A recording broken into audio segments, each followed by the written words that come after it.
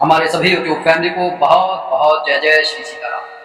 आज ये वीडियो ज़्यादा बड़ी मेरा करने का विचार नहीं है, लेकिन हो जाती है वो एक अलग बात है।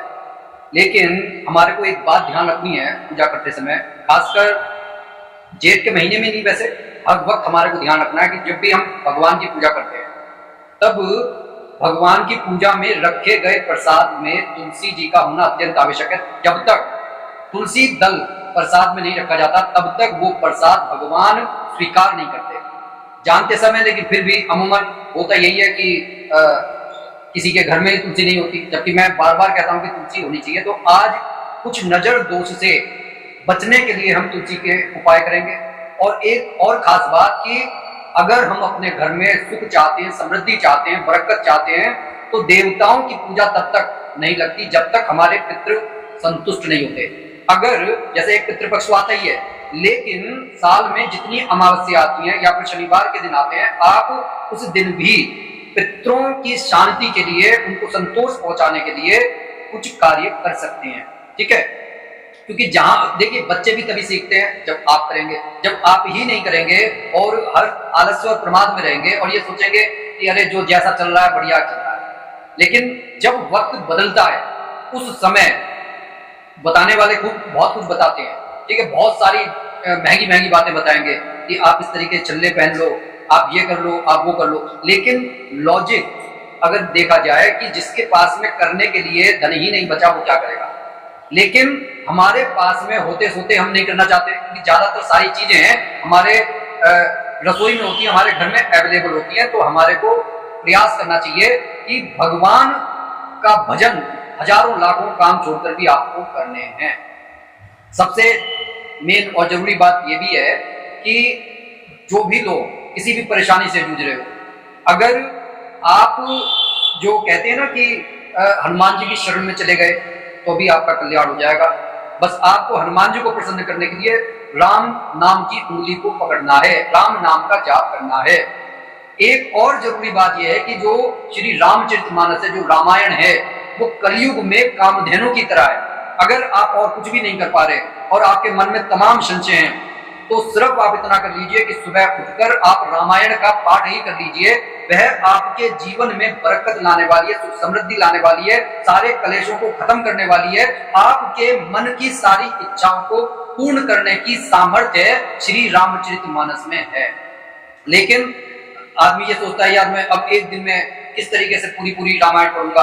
अब मैं ये नहीं कह रहा कि आप एक दिन में पढ़िए, आप जितना हो सके आप एक पन्ना, दो पन्ना आप इस तरीके से पढ़िए।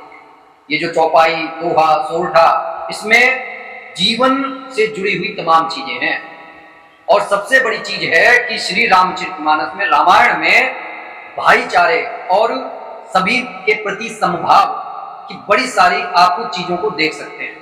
बाद में पता नहीं कौन से कालों में ये चीजें जोड़ दी गई कि छोटा बड़ा ऊंच नीच, जबकि हकीकत यह है कि अगर प्रभु श्री राम के मन में ऐसी बात होती तो वो हो सकता है कि शबरी के झूठे बेर ना खाते, हो सकता है कि वो केवट से अपने पांव ना धुलवाते। तो तमाम जो उसके अंदर उदाहरण है उनको हमारे को समझना चाहिए। तो सबसे पहले कि तुलसी जी के मैं उपाय बताऊं, मैं आपको कि पितरों की शांति के बारे में बात बताऊं, सबसे पहले मैं आपको उन हनुमान चालीसा की बात बता रहा हूं जो हर घर में पढ़ी जानी चाहिए। और उसे पढ़ने में ज्यादा समय भी नहीं लगता, 2 से 3 मिनट मुश्किल लगते हैं। लेकिन जब उनकी हम बातों को ही नहीं जान पाते तब हम क्या करेंगे, क्योंकि हनुमान चालीसा जो तुलसीदास जी ने जिसकी रचना की, ऐसे संकट के समय की जब हिंदुस्तान के सम्राट बादशाह अकबर ने उनको पकड़कर जेल में डाल दिया कि भैया कुछ चमत्कार दिखलाओ। तो आप मानिए कि एक ऐसा भयंकर चमत्कार हुआ कि हनुमान जी की वानर सेना ही तुलसीदास जी को बचाने के लिए जेल में पहुंची। उसने ऐसा आतंक मचा दिया आगरा के लाल किले में। लेकिन जब हम पाठ करते हैं तब हम सिर्फ सोचते कुछ नहीं है, सिर्फ या तो रट रखा है या फिर बिना कुछ समझ में आए बस बोलते चले जाते हैं। लेकिन कुछ बातें हमारे को समझनी चाहिए कि आखिर हनुमान जी की शरण में क्यों जाया जाता है, हनुमान जी क्या देने में सक्षम है। तो हमारे को समझना चाहिए कि हनुमान जी अष्ट सिद्धि 9 निधि के दाता हैं।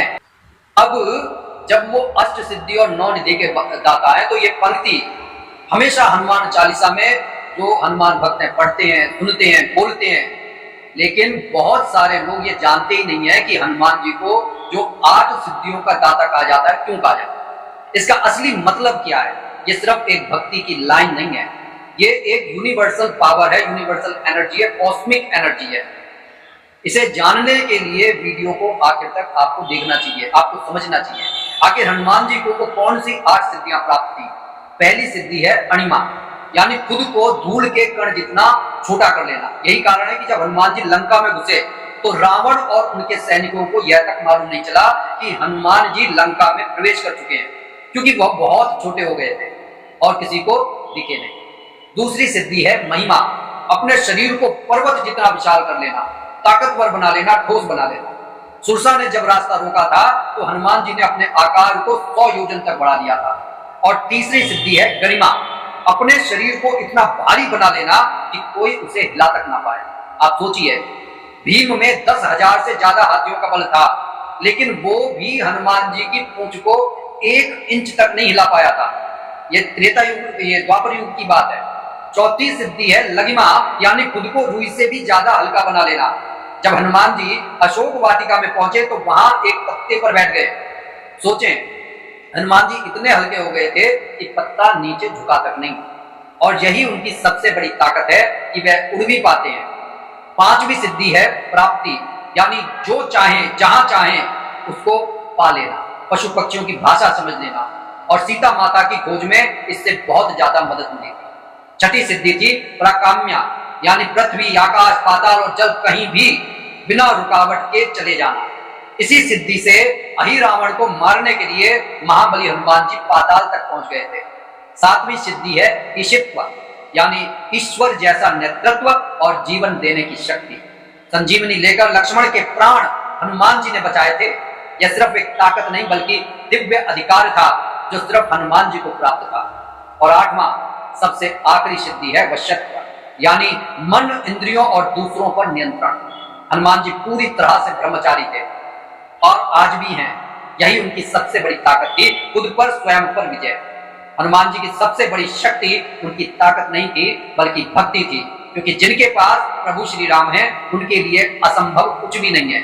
इसीलिए मैं बार बार कहा करता हूं कि अगर आप किसी भी चिंता में, परेशानी में, शत्रु से परेशान है तो महाबली हनुमान जी की शरण में चले जाने से हमारी सारी बाधाएं, सारी समस्याएं दूर हो जाती हैं। बस एक जरूरी बात है कि आपको विश्वास रखना है और आस्था रखना है। अब आते हैं उन उपाय पर, जो उपाय जिसे कहते हैं ना कि वो घाव बहुत गंभीर करने वाले उपाय हैं बड़े छोटे से, दिखने में बड़े छोटे से हैं। ठीक है, सबसे पहला कि अगर आपके घर में कोई बालक है और वो अचानक से चौंक कर उठ जाता है, तब आपको करना क्या है कि एक काले कपड़े में थोड़ा सा जो तुलसा जी की छोटी सी लकड़ी होती है उसको बांधकर उसके हाथ पर बांध दें। उसकी ये समस्या जो कि वो सपने देखकर, डरावने सपने देखकर एकदम से उठ जाता है, वो दूर हो जाएगी। आप अपने घर में नकारात्मक शक्ति को प्रवेश करने से रोक सकते हैं तुलसा जी की लकड़ी के माध्यम से। आपको करना क्या है कि एक लाल कपड़े में, छोटा लाल कपड़ा, उसमें एक आप छोटी सी तुलसा जी की लकड़ी ले लीजिए, उसमें एक लाल मिर्च, जो सूखी लाल मिर्च होती है, आप उसे ले लीजिए। पिसी हुई की बात नहीं कर रहा, मिर्च की बात कर रहा हूं। उसमें थोड़ा सा सरसों, पीली सरसों आप डाल लीजिए। उसमें थोड़ा सा आप 1-2 लौंग फूल वाली डाल लीजिए। उसमें थोड़ा सा गुग्गल लोबान डाल लीजिए और इसकी गांठ बांधकर आप घर के मुख्य दरवाजे पर इसे बांध दीजिए। इससे नकारात्मक ऊर्जा आपकी घर के बाहर ही रह जाएगी। एक काम और आप कर सकते हैं कि घर के मुख्य द्वार पर बिछे हुए जो कारपेट है, जिसमें जो आपका पैर साफ करके जो अंदर आते हैं, उसके नीचे आप सेंधा नमक डाल दीजिए। इससे होगा ये कि बाहर से आने वाली नकारात्मक ऊर्जा को वहीं सूख लिया जाएगा। इसके बाद में सबसे जरूरी बात कि आपको तुलसा जी अगर सूची मिल जाती है तो आप उन्हें अपने मंदिर में स्थान दीजिए, उनको रखिए वहां, उन्हें फेंकिए मत।